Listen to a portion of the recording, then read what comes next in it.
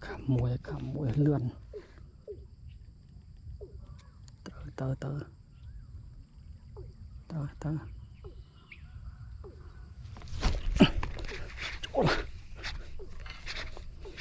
chỗ là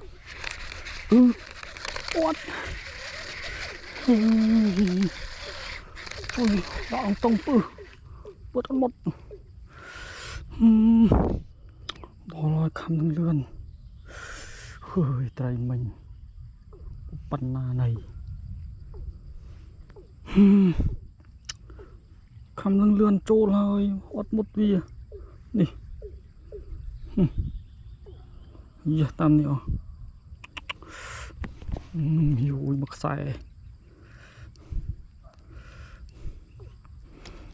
như trường tao cò mình bằng bụp khám tiết oát đi thấy bàn tô chứ chỗ có lôi mình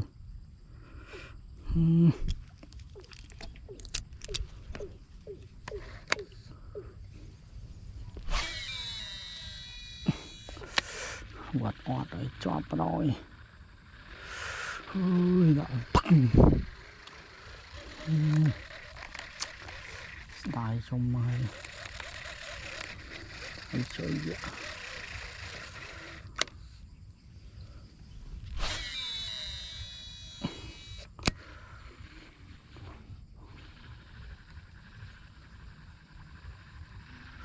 ôi vật lươn pết nằm khăm cài pết nó đực đại chơi vậy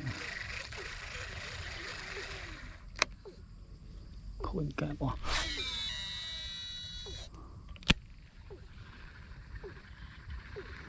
sồn bật lên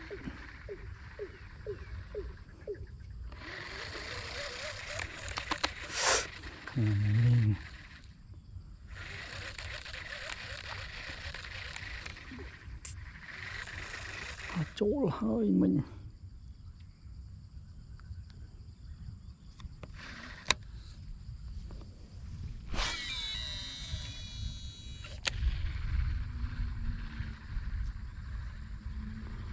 ôi tạ lăng lươn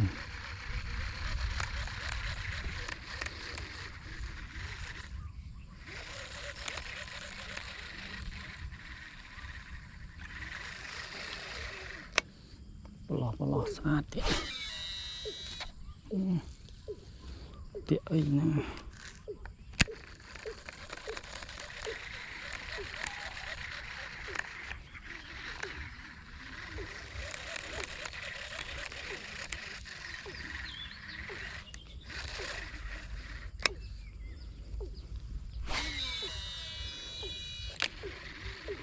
khảm snow lò